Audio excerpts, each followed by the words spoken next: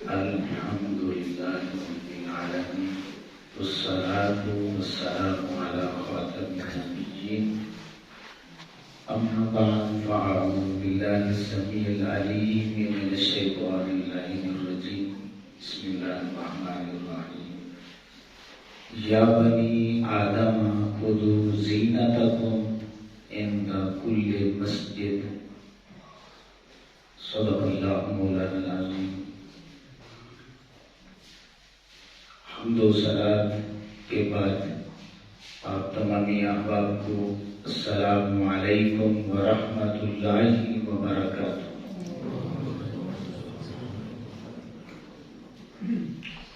امام الانبیاء صلی اللہ تعالی علیہ وآلہ وسلم کے غلاموں، آج کا ہمارا مضمون ہے مسجد کے آداب، جو کہ انتہائی کریٹیکل بھی ہے، عام بھی ہے اور کمپلسری بھی ہے، یعنی انتہائی ضروری ہے۔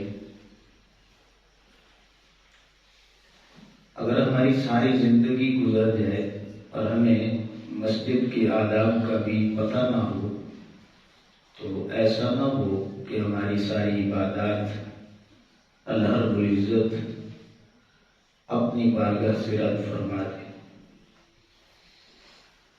اس لیے آداب مسجد کا جاننا اپنی عبادات بچانے کے لیے انتہائی ضروری ہے۔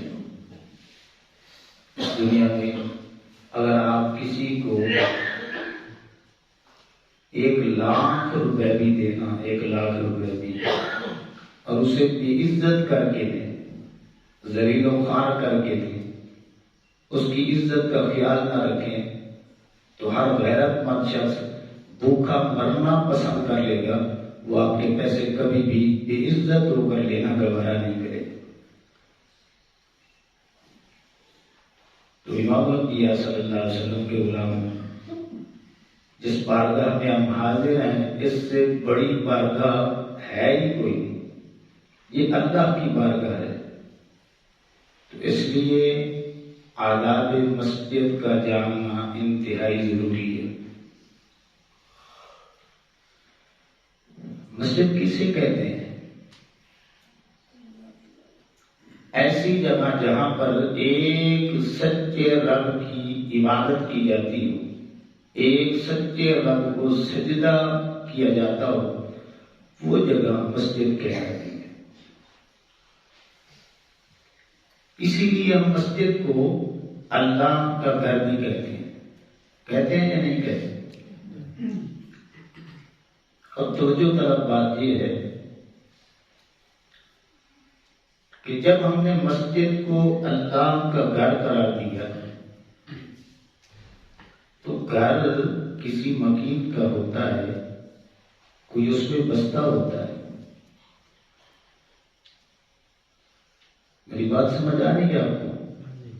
مسجد کو ہم اللہ کا گھر کہتے ہیں، اور جب ہم نے اللہ کا گھر کہا تو جب گھر بنائیں گے تو پھر کوئی مکین بنائیں گے، رہنے والا بنائیں گے۔ تو جب مکین بنائیں گے تو اللہ رب العزت کی ذات کو محدود کریں گے۔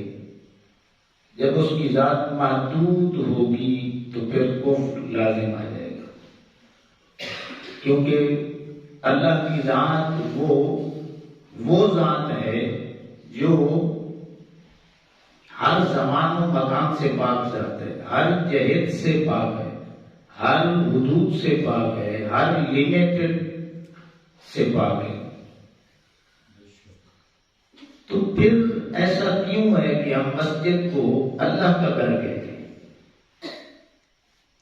اس کی وجہ یہ ہے کہ ہمارا یہ عقیدہ نہیں ہے، سن لیں، یہ عقیدہ نہیں ہے کہ جس مسجد کو ہم نے اللہ کا گھر کہا ہے اس میں اللہ رہتا ہے۔ ہمارا یہ عقیدہ ہے کہ مسجد ایسی جگہ جہاں پر ایک سچے رب کی عبادت کی جاتی ہو، اس جگہ کی نسبت اللہ کی طرف ہو جائے تو ہم اس کو مسجد کہتے ہیں۔ اللہ کے رہنے کی وجہ سے نہیں کہتے، اور نہ ہی اللہ رہتا ہے۔ حتیٰ کہ کعبے میں بھی، کعبۃ اللہ میں بھی اللہ نہیں رہتا۔ اس جگہ کی نسبت اللہ کی طرف ہو گئی تو وہ کعبۃ اللہ بن گئے۔ اب یہ بڑی بریک بات ہے ذہن نشین رکھنے والی کہ ہم میں سے، ہم گناہگار لوگوں میں سے اگر کوئی شخص اس دنیا کی کسی بھی جگہ پر جگہ خرید کر کے وہ چند بندے مل کے یہ فیصلہ کر لیں گے کہ یہ جگہ ایسی ہے جہاں پر ایک سچے رب کو سجدہ کیا جائے گا تو وہ مسجد بن جائے گی۔ جہاں پر میں اور آپ فیصلہ کر کے سجدہ گاہ بنائیں گے کہ اس رب کو سجدہ یہاں پہ ہوگا، وہ جگہ مسجد بنتی ہے۔ اور جسے اللہ رب العزت پسند فرما لے کہ یہاں پر میری عبادت ہوگی، وہ کعبۃ اللہ بنتا ہے۔ اگر پسند بندے کی آ جائے تو مسجد بنتی ہے، اگر پسند اللہ کی آ جائے تو پھر وہ کعبۃ اللہ بنتا ہے۔ تو ان پاک جگہوں کی نسبت کی وجہ سے ہم انہیں اللہ کا گھر کہہ دیتے ہیں، خانہ خدا کہہ دیتے ہیں، کعبۃ اللہ کہہ دیتے ہیں۔ اس لیے یہ اللہ کا گھر کہنا بھی جائز ہے، صحیح ہے۔ یہ انتہائی بنیادی بات تھی جو عقیدے کے ساتھ تعلق رکھتی تھی۔ اگر کوئی بھی آپ سے یہی سوال کر لیتا نا تو آپ میں سے شاید کسی ایک کو بھی اس کا جواب نہ آتا۔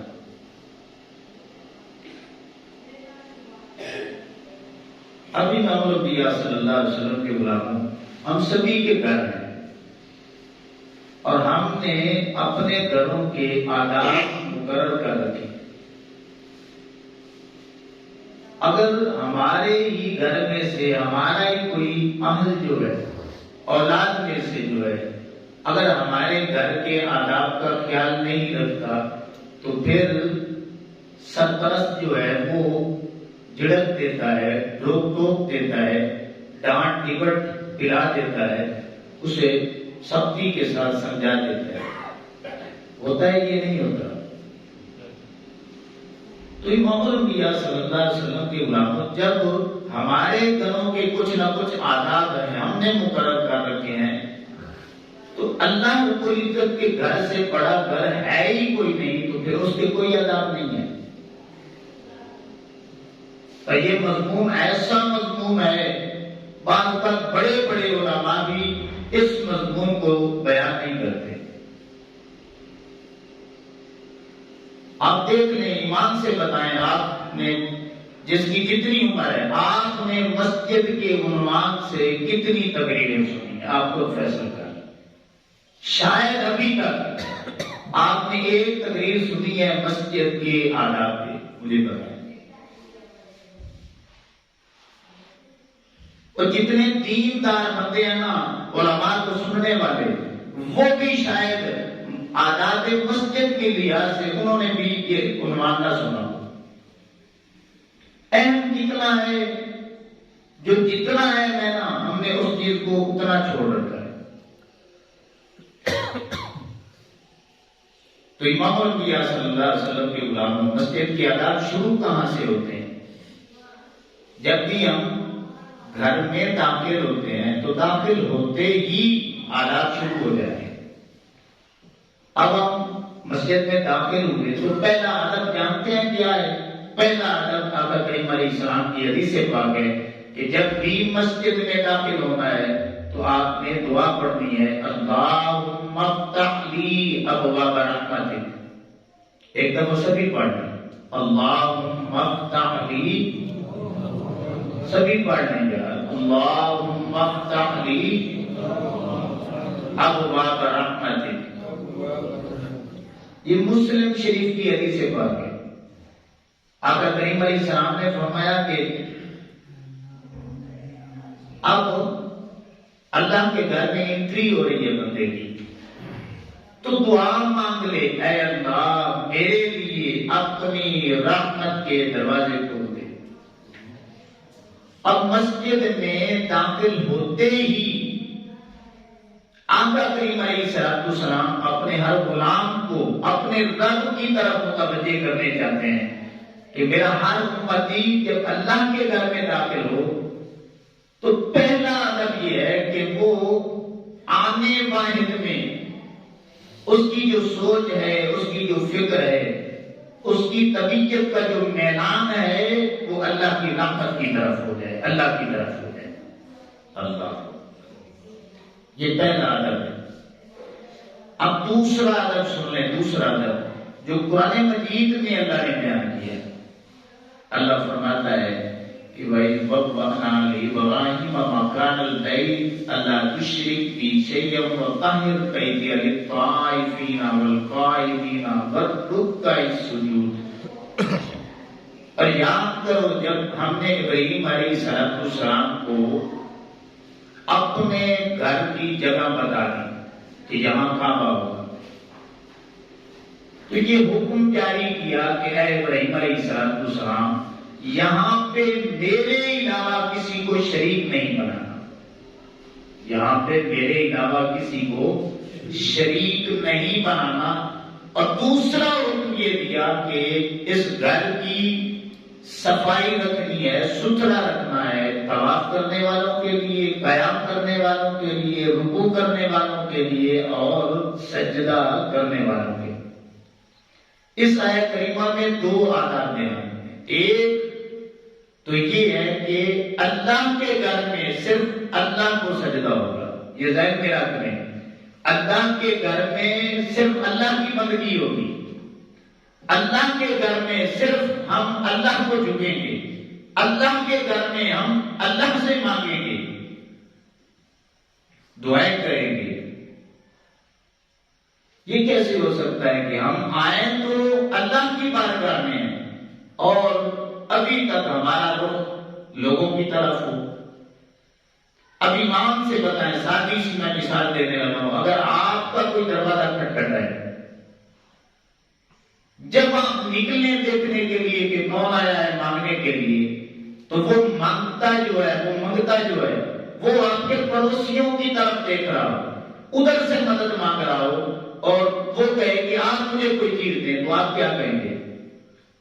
عجیب بندہ ہے، دروازہ میرا کھٹکھٹایا ہے، پڑوسیوں سے مانگ رہا ہے، اگر ادھر سے ہی مانگنا ہے تو پھر ادھر چلے جاؤ، لینا مجھ سے ہے، دروازہ میرا کھٹکھٹایا ہے اور سواری ادھر کا بن گیا ہے۔ تو اس لیے امام ربیہ صلی اللہ علیہ وسلم کے علماء اللہ کے گھر میں آئیں گے تو ہماری توجہ ہاتھ کا مرکز جو ہے وہ اللہ کی ذات ہوگی۔ اب یہ بات سمجھانی بڑی مشکل ہے، تو میں نے چند لفظوں میں آپ کے سامنے بات رکھی۔ دو ادب، اب تیسرا ادب ذہن میں رکھیں کہ اللہ کے گھر کی صفائی رکھنا، ستھرائی رکھنا، یہ تیسرا ادب ہے۔ یہ آپ کو پتا ہے مسجد کی صفائی کرنا کس کا کام ہے؟ ہم میں سے اکثریت دو چار پیسے آ جائے نا، تھوڑی سی مطلب ہے بندے کی مالی طور پہ مضبوط ہو جائے تو ہماری جو زمین پہ ہے نا اپنے پاؤں بھی نہیں لگتے، ہم اپنے آپ کو اللہ کے گھر سے بھی بڑا سمجھنے لگتے ہیں۔ ہم میں سے آپ میں سے یاد دیکھ لیں کتنے ہیں جنہوں نے کتنا عرصہ ہو چکا ہے کہ مسجد کی صفائی نہیں کی، اور ہم سمجھتے ہیں شاید یہ ماڑے بندے کا کام ہے، صفائی کر دے، غریب ہو، بس کوئی کمزور ہو، کوئی عورت مل جائے، کوئی بس اس کو دو چار پیسے دے کے صفائی کروا لے۔ اللہ رب العزت بھی صفائی کروا سکتا تھا اجرت دلوا کر اپنے نبیوں سے، لیکن فرمایا نہیں، جب گھر میرا ہے تو پھر صفائی کرنے والے عام بندے نہیں ہونے چاہیے، جو میرے محبوب ترین بندے ہیں وہ میرے گھر کی صفائی کریں گے۔ اور اللہ رب العزت نے ڈیوٹی نبیوں کی لگائی، نبیوں کی۔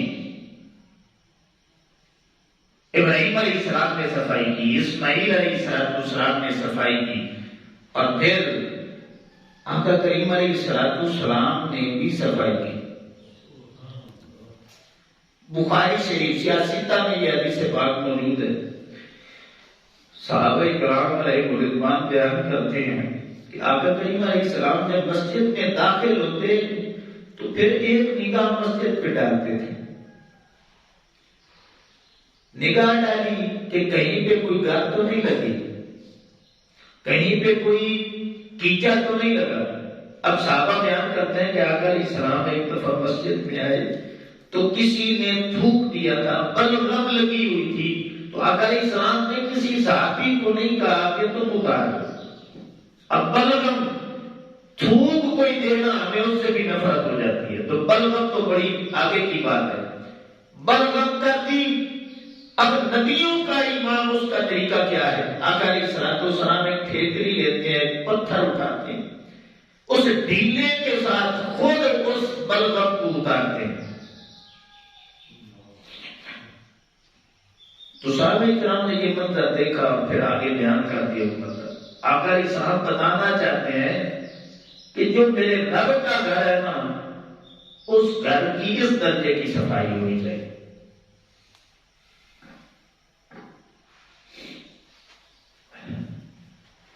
ام المؤمنین عائشہ صدیقہ رضی اللہ تعالیٰ عنہ بیان کرتی ہیں کہ آقا کریم علیہ السلام مسجدیں بنانے کا حکم دیتے، انہیں صاف ستھرا رکھنے کا حکم دیتے، انہیں خوشبودار رکھنے کا بھی حکم دیتے۔ اب ایک حدیث پاک یہ بھی سن رہے کہ ایک حبشی عورت تھی جو مسجد میں اس نے حجرہ بنا رکھا تھا، ایک خیمہ لگایا ہوا تھا، وہ مسجد کی صفائی کرتی تھی۔ آقا کریم علیہ السلام اس سے بڑی محبت کرتے تھے۔ وقت گزرتا رہا، وہ صفائی کرتی رہی۔ ایک دن آقا علیہ السلام کہیں چلے جاتے ہیں، اب واپسی جب آتے ہیں تو دیکھتے ہیں وہ عورت نظر نہیں آتی۔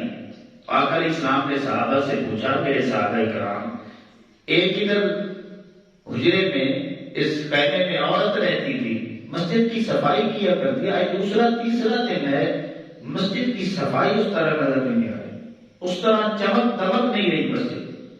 تو صحابہ کرام علیہ رضوان نے عرضی پیش کی، یا رسول اللہ صلی اللہ علیہ وسلم، وہ عورت تو فوت ہو گئی اور ہم نے آپ کو بتانا مناسب نہیں سمجھا، ہم نے تو اسے کفن دفن کا انتظام کر کے جنت البقیع میں دفنا دیا۔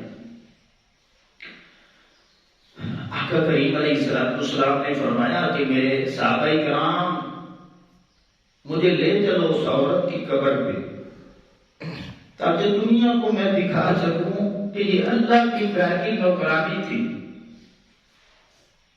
تو میری بارگاہ میں اس کی عظمت کیا ہے؟ صحابہ کرام آقا علیہ السلام کو لے جاتے ہیں، اس عورت کی قبر دکھاتے ہیں۔ اب یہ خوش نصیب عورت دیکھیں، جنازہ بھی ہو چکا ہے، دن بھی بیت چکی ہے، اس عورت کی قبر پہ کھڑے ہو کر تمہارے اور میرے نبی نے پروٹوکول دینے کے لیے کہ وہ اللہ کی گھر کی صفائی کرنے والی تھی، آقا علیہ السلام نے اس کی قبر پہ کھڑے ہو کے اس کا جنازہ خود پڑھا، صرف بتانے کے لیے کہ اس کی عظمت کتنی ہے، اس کی شان کتنی ہے، یہ کام کتنا اعلیٰ کیا کرتی تھی۔ آج ہم نے اسی کام کو چھوڑ رکھا ہے، سارے کنی کتراتے ہیں، کسی کی اس طرح توجہ نہیں ہے۔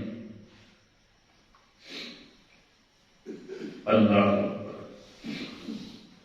اب تیسرا ادب یہ صفائی ہے، صفائی، اور ہم نے صفائی کیا سمجھ رکھی ہے؟ صرف گلینے صاف کر دینا یہ صفائی ہے، صرف جھاڑو لگا دینا یہ صفائی ہے؟ گلینے صاف کرنا بھی صفائی ہے، صحن کو صاف کرنا یہ بھی صفائی ہے، مسجد کی در و دیوار کو صاف رکھنا یہ بھی صفائی ہے، حتیٰ کہ واش روموں کو صاف رکھنا یہ بھی مسجد کی صفائی میں داخل ہے۔ جہاں تک مسجد کا ایریا ہے اسے صاف رکھنا، ستھرا رکھنا یہ ہماری ذمہ داری ہے۔ اور ہم کیا سمجھتے ہیں، غلط فہمی بھی ہے ہمارے ذہنوں میں، وہ یہ ہے بس یہ انتظامیہ کا کام ہے۔ میں اللہ کے گھر میں بیٹھا ہوں، محلے میں جتنے بھی مسلمان ہیں جنہوں نے مسجد بنانے میں شرکت کی تھی نا، ان سب کی برابر کی ذمہ داری ہے کہ مسجد کی صفائی کا خیال رکھیں اور مسجد کی ضروریات کا خیال رکھیں۔ صرف انتظامیہ کا یا نمازیوں کا یہ کام نہیں ہے. جس نے کلمہ پڑھا ہے اللہ کی عزت کی قسم ہے اس کی ذمہ داری ہے مسجد کی صفائی کا خیال رکھنا، مسجد کی ضروریات کا خیال رکھنا. اب آگے جو چوتھا عدد ہے وہ ہے مسجد کی ضروریات کا خیال رکھنا. اب ضروریات کیا ہے؟ بالکل آسان ہے. بجلی کا بل ہے، گیس کا بل ہے، امام مسجد کا اجارہ ہے، اور صفوں کے حوالے سے، اسپیکر کے حوالے سے، دیگر چھوٹی چھوٹی ضروریات کے حوالے سے جہاں جہاں پہ بھی جس چیز کی ضرورت ہے اس چیز کو مہیا کرنا یہ مسجد کی ضروریات میں داخل ہے، مسجد کے آداب میں بھی داخل ہے.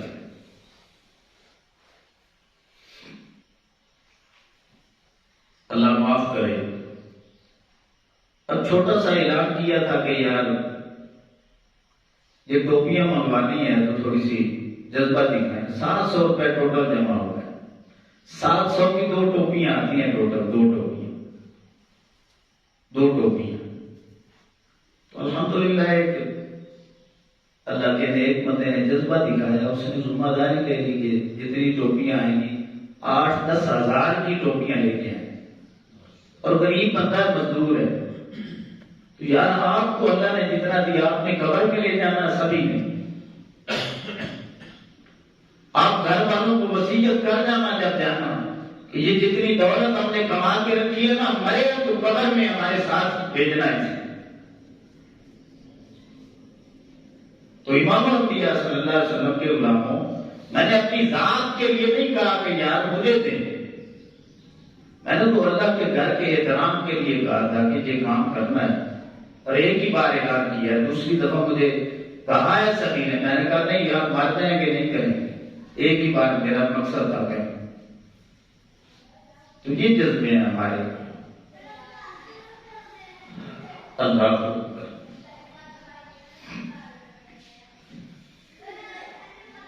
اب یہ 5واں ادب سن لیں کہ مسجد کا ادب کرنا، تعظیم کرنا، تکریم کرنا یہ مسجد کا 5واں بہت بڑا ادب ہے. اب ادب کیا ہے آپ سنیں گے، آپ بڑی توجہ کے ساتھ سنیں. تعظیم کیا ہے، تکریم کیا ہے، اس میں بڑی چیزیں ہیں. پہلی چیز سن لیں، یاد رکھیں کہ اپنے جسم کو پاک رکھنا. آپ پلید ہیں، ناپاک ہیں، مسجد میں نہیں آ سکتے. جسم کو پاک رکھنا، حتیٰ کہ اپنے کپڑوں کا بھی پاک رکھنا یہ مسجد کا ادب ہے، اللہ کے گھر کا ادب ہے. دوسرا ادب سن لیں آگے. یہ 5 بڑے ادب ہیں. جو 5واں ادب ہے نا اس کی آگے شیکے میں آپ کو سنا رہا ہوں. آداب میں اور کیا چیزیں آتی ہیں مسجد میں؟ جب آپ پاک ہیں، صاف ہیں، کپڑے پاک ہیں، جسم پاک ہیں، تو آپ چھوٹے بچوں کو جو پاکی ناپاکی کا خیال نہیں رکھ سکتے ان کو مسجد میں نہیں لا سکتے. اب یہ بات سن لیں، یہ یہاں پہ بڑی ہماری غلطیاں ہیں. کتنے ہیں چھوٹے بچے اٹھا کے لے آتے ہیں؟ جب شریعت نے منع کیا ہے تو کیوں لے آتے ہیں؟ ہم نے ہر دفعہ منع کرنا ہے. آپ پاگل کو مسجد میں نہیں لا سکتے جس کا میٹر شارٹ ہے. دماغی طور پہ موت بندہ اس کو منع ہے کہ وہ مسجد میں نہ آئے.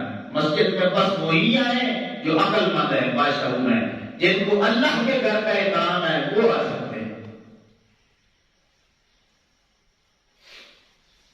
اب آگے سنیں، مسجد میں آپ تجارت نہیں کر سکتے، کاروبار نہیں کر سکتے. مسجد میں آپ کھیل کود کا میدان نہیں بنا سکتے.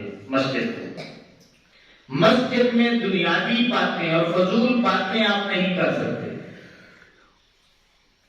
مسجد میں کھانا پینا سونا جب تک کہ آپ نفلی اعتکاف کی نیت نہیں کرتے آپ پہ کھانا پینا سونا حرام ہے.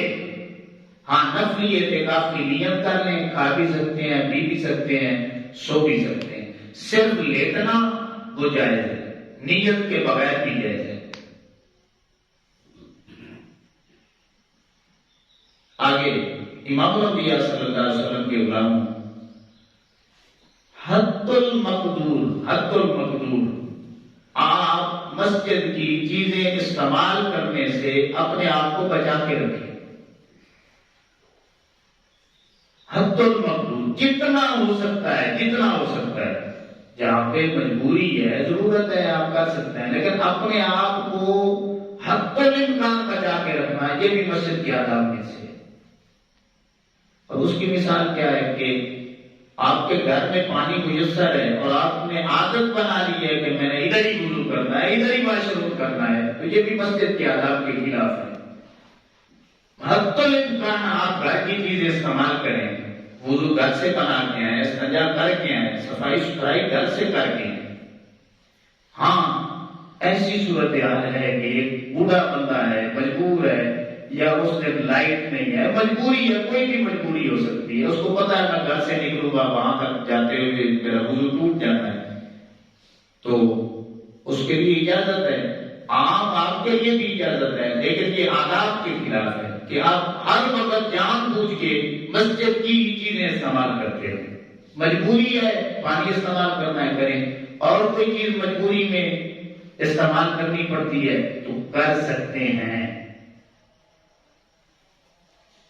گم شدہ چیز کا اعلان مسجد میں نہیں کر سکتے, یہ ذہن میں رکھ لیں, یہ بڑا مسئلہ ہے.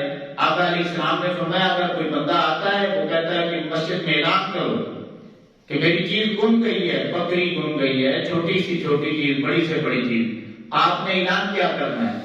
آپ نے اسے کہہ دینا ہے اس کے منہ پہ, اللہ کرے یہ چیز آپ تجھے ملے گی. یہ سچی حدیث میں بتا رہا ہوں. صرف فوتگی کا اعلان جو ہے نا وہ آپ مسجد میں کر سکتے ہیں. اللہ اکبر. اب آگے چلیں تو امام الانبیاء صلی اللہ علیہ وسلم کے غلاموں, مسجد میں اونچی آواز سے آپ بول نہیں سکتے. ایک تو نا اونچی آواز تو یار بڑی بات ہے, بڑی جرت والی بات ہے. آپ اونچا کلمہ شریف کا ذکر, تلاوت قرآن کی نہیں کر سکتے جبکہ مسجد میں نمازی نماز پڑھ رہا ہے. یہاں پہ بکیاں موجود ہیں, ہم نے مل کے درست کرنا ہے ان کو. نمازی نماز پڑھ رہے ہیں, آپ تلاوت قرآن کریں گے, آپ مجرم بنیں گے. اب اس سے نیچے نیچے جتنے آپ کام کرتے ہیں, اونچا بولنا اور کام, وہ تو بالکل ہی اجازت نہیں ہے. مسجد کی رونق بڑھانا یہ مسجد کا ادب ہے. جتنی باتیں بھی ہوں گی رونق بڑھانے کے لحاظ سے, وہ ہر مسلمان کی ذمہ داری ہے کہ ہم نے مسجد کی رونق کو بڑھانا ہے. اور مسجد کی رونق کو بڑھانا یہ کتنا بڑا عمل ہے. اللہ نے اس کے لیے الگ قرآن میں ارشاد فرمایا, وَمَن يَعْمُرُ مَسَاجِدَ اللَّهِ مَنْ آمَنَ بِاللَّهِ وَالْيَوْمِ الْآخِرِ وَأَقَامَ الصَّلَاةَ وَآتَى الزَّكَاةَ وَلَمْ يَخْشَ إِلَّا اللَّهَ. اللہ فرماتا ہے کہ جو میری مساجد کو آباد کرتے ہیں نا, ایک تو وہ ایمان والے ہی ہو سکتے ہیں. جو میری مساجد کو آباد کرتے ہیں انہیں قیامت پہ پکا بھروسہ ہے, اور وہ نمازی ہوتے ہیں, وہ زکات بھی دینے والے ہوتے ہیں. اور اللہ فرماتا ہے ایک بات میں آپ کو بتاتا ہوں, وہ یہ ہے کہ وہ مجھ سے ڈرنے والے ہوتے ہیں. وہ مجھ سے ڈرنے والے ہوتے ہیں. اب امام الانبیاء صلی اللہ علیہ وسلم کے غلاموں, آگے چلیں کہ آپ مسجد میں غیر اخلاقی حرکت نہیں کر سکتے. غیر اخلاقی کیا ہے کہ آپ باہر ہنستے بھی ہیں, مسکراتے بھی ہیں, کہا بھی لگاتے ہیں. آپ مسجد میں مسکرا سکتے ہیں لیکن کہا نہیں لگا سکتے. اونچی آواز سے اتنا کھیل کھلا کے جو ہے وہ زوردار ہنسنا کہ مسجد تک آواز بھی چلی جائے, مسجد کے ایریے تک آواز بھی چلی, آپ کی آواز چلی جائے, تو آپ کہا نہیں لگا سکتے. یہ غیر اخلاقی حرکت ہے.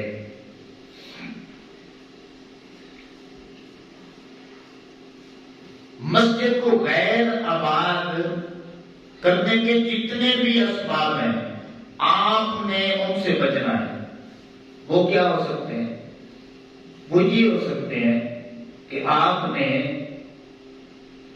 جتنے بھی ادھر نیکی کے مواقع ہیں دوسروں کو بھی دینا ہے. اگر ایک ہی شخص سلام دیتا رہے گا دوسرے دیکھتے رہیں گے تو پھر ادھر سے ہی دل میں بات آنا شروع ہو جائے گی. اقامت کوئی پڑتا ہے دوسرے کو بھی موقع دے تاکہ دل میں بات نہ آئے. ایک ہی جگہ پہ نہیں بیٹھنا، دوسرے کو بھی موقع دے دیں. کبھی کبھار دوسرا بھی ادھر آ کے بیٹھ جائے. بظاہر یہ چھوٹی چھوٹی باتیں لیکن آداب میں ہیں. یہاں سے کیا ہوگا؟ لڑائی ہوگی. جب لڑائی ہوگی وہ بندہ مسجد چھوڑ جائے گا. مسجد چھوڑے گا. اب قرآن پڑھیں، اللہ فرماتا ہے وَمَنْ أَظْلَمُ مِمَّن مَنَعَ مَسَاجِدَ اللَّهِ أَن يُذْكَرَ فِيهَا اسْمُهُ وَسَعَىٰ فِي خَرَابِهَا، کہ وہ بندہ ظالم ہے جس کی وجہ سے کوئی بندہ میرے گھر کو، میرے ذکر کو چھوڑ دیتا ہے. وہ ظالم بندہ ہے. اللہ فرماتا ہے مجرم ہے کہ ہمارے چھوٹے چھوٹے عمل کی وجہ سے نمازی مسجد چھوڑ جائیں. کیوں چھوڑ جائیں بھائی؟ اور پھر سب سے بڑا ادب میں آپ کو بتانے لگا ہوں جس میں ہم سبھی کمزوری دکھاتے ہیں، وہ یہ ہے کہ مسجد میں آنا ہے تو پن ٹھن کے آنا ہے، پن سور کے آنا ہے، سج دھر کے آنا ہے، خوبصورت لباس میں آنا ہے. تو یہ کہاں پہ لکھا ہے؟ یہ قرآن کی آیت ہے، اللہ کا حکم ہے. یا بنی آدم، اے آدم علیہ السلام کی اولاد، خذوا زینتکم، پن ٹھن کے آؤ، سمر کے آؤ، خوبصورت ہو کے آؤ. عند کل مسجد، جب میرے گھر میں آؤ تو پھر پن ٹھن کے آنا. اب ایمان سے بتائیں اگر آپ کی بیوی آپ کے لیے بنتی ٹھنتی نہیں ہے، کسی اور کے لیے بنتی ٹھنتی ہے تو آپ کو خوشی ہوگی؟ یار بتائے تو صحیح، خوشی ہوگی؟ نہیں، ناراضگی ہوگی. اب بندہ اللہ کا ہے اور وہ بندوں کے لیے بنتا ٹھنتا ہے، ولیموں پہ جاتا ہے، خوبصورت اس کے کپڑے ہیں، جوتے خوبصورت ہیں، اس نے واسکٹ لگائی ہوئی ہے، اس نے کنگھی کی ہوئی ہے، اپنا حلیہ اس نے بڑا اعلیٰ بنایا ہوا ہے. جب اللہ کی بارگاہ میں آتا ہے تو پھر پرانے کپڑوں میں آتا ہے، بن ٹھن کے کیوں نہیں آتا؟ جبکہ اللہ کا حکم ہے میرے بندوں میرے گھر میں آنا ہے تو بن ٹھن کے آنا ہے. ہم بندوں کے لیے بنتے ٹھنتے ہیں کہ بندے دیکھ لیں ہمارے کپڑے کتنے آنا ہے، ہمارے جوتے کتنے آنا ہے. لیکن اللہ کے لیے یار کون بنے گا، کون ٹھنے گا، کون خوبصورت کپڑے پہن کے آئے گا اور دکھائے گا مالک دیکھ لے تو نے مجھے مال دیا ہے تو میں نے اس کا اظہار بھی کر دیا. یہ تیرا ہی دیا ہوا مال ہے، تجھے ہی دکھانے کے لیے آ گیا ہوں کہ مالک اس میں میرا کوئی کمال نہیں ہے، ساری تیری کرم نوازی ہے. تو پھر مالک خوش ہوتا ہے کہ میرا بندہ میرے لیے بن سور کیا ہے. اب یہ دیکھ لیں خذوا زینتکم میں آپ کے کپڑے بھی اعلیٰ ہونے چاہیے. بن سور کے آنا ہے تو آپ کی ٹوپی بھی اپنی ہونی چاہیے، کپڑا سر پہ رکھنے والا اپنا ہونی چاہیے، غیر کی ٹوپی نہیں ہونی چاہیے. اکثر آپ کہتے ہیں مساجد میں ٹوپیاں رکھیں گی، وہ ٹوپیاں نہیں رکھنی، کس آیت کے خلاف ہے؟ اس میں کوئی عزت نہیں ہے. اگر کسی کی میری بات نہیں سمجھ آ رہی، جب ولیمہ ہو، دعوت ہو، وہ ٹوپی پہنے، ربڑ والی پہن کے جائیں ولیمہ کھانے، پھر میں دیکھتا ہوں آپ کے ساتھ کیا ہوتا ہے. اللہ کے گھر کو، اللہ کی بارگاہ کو آپ نے یہ ولیے دی ہے، اللہ کے گھر کی یہ قدر کی ہے کہ ربڑ والی ٹوپی جو آپ اپنے گھر میں نہیں پہننا چاہتے، اپنی دکان پہ پہن کے نہیں بیٹھنا چاہتے، وہ ٹوپی پہن کے آپ اللہ کے سامنے کھڑے ہوئے ہیں. تو یہ اللہ رب العزت کی تعظیم نہیں ہے، یہ اللہ کے گھر کا ادب نہیں ہے. اس لیے الحمدللہ میں نے سبھی احباب کو تیار کیا. آپ اپنی ٹوپیاں رکھیں گے اور ٹوپی بھی خوبصورت رکھیں گے، سونی رکھیں گے. تو آپ نے جب مسجد میں آنا ہے بن ٹھن کے آنا ہے، کپڑے سونے پہن کے آنے ہیں، اور آپ نے بن سور کے آنا ہے، داڑھی ہے کنگھی لگا کے آنی ہے، ٹوپی ہے صاف ستھری ہو. جب آئیں تو آپ اللہ کو دکھائیں کہ مالک اتنا بنا سورا تو میں اپنی بیوی کے لیے بھی نہیں ہوں. اے مالک دیکھ لے، تیرا حکم تھا میں نے عمل کر کے دکھا دیا. اللہ. اب آخری ادب سن لیں، وہ یہ ہے ادھر بھی ہماری بڑی کمزوریاں ہیں کہ اللہ کا گھر جب بھی بنانا ہے تو باہر سے اتنا خوبصورت بنانا ہے کہ گزرنے والے کا دل کرے جتنی مجبوری ہو کہ میں ایک دفعہ اللہ کے گھر میں ضرور جاؤں. باہر سے اتنا سونا بنا دو کہ لوگ دیکھیں آنے کے لیے تیار ہو جائیں. اندر سے اتنا سادہ بنا دو کہ پھر اللہ کے گھر میں آ کے وہ ادھر ادھر نہ دیکھنا شروع کر دے کہ لائٹیں کیسی لگی ہیں, ادھر اے سی کیسے لگے ہیں, ادھر ٹائل کیسی لگی ہے. اتنا سادہ کر دو اندر سے کہ جب وہ نماز کی نیت کرے کہ اس کی توجہ صرف اللہ کی طرف. یہ ادب بھی آپ نے شاید زندگی میں نہ سنا ہو نہ پڑھا ہو. تو یہ سارے مسجد کی آداب ہیں. جہاں جہاں پہ ہماری کمزوریاں ہیں ہم ان کو دور کریں. امام الانبیاء صلی اللہ علیہ وسلم کے غلاموں, اگر ہمیں آداب مسجد نہیں آئیں گے, اللہ کے گھر کے آنے کی جو آداب ہیں وہ نہیں پتہ ہوں گے, تو ہماری عبادت پھر کس کام کی ہے, پھر ہمارے اذکار کس کام کے ہے, پھر ہمارا اللہ کے ساتھ تعلق کتنا ہے. تو اس لیے امام الانبیاء صلی اللہ علیہ وسلم کے غلاموں بڑی جامعیت کے ساتھ قرآن کا مطالعہ کر کے اور آقا کریم علیہ السلام کی احادیث مبارکہ کو میں نے بار بار پڑھ کے وہ آداب جو قرآن میں ہیں, وہ آداب جو آقا علیہ السلام کی صحیح حدیثوں میں ہیں, وہ میں نے آپ کے سامنے اللہ سے ڈر کے وہ میں نے آپ کے سامنے رکھ دی. اب ہماری جو ذمہ داری ہے وہ کیا بنتی ہے کہ جہاں جہاں پہ ہماری کمزوریاں ہیں ہم ان کو دور کرنے کی کوشش کریں. اللہ رب العزت مجھے آپ کو سبھی کو عمل کی توفیق عطا فرمائے.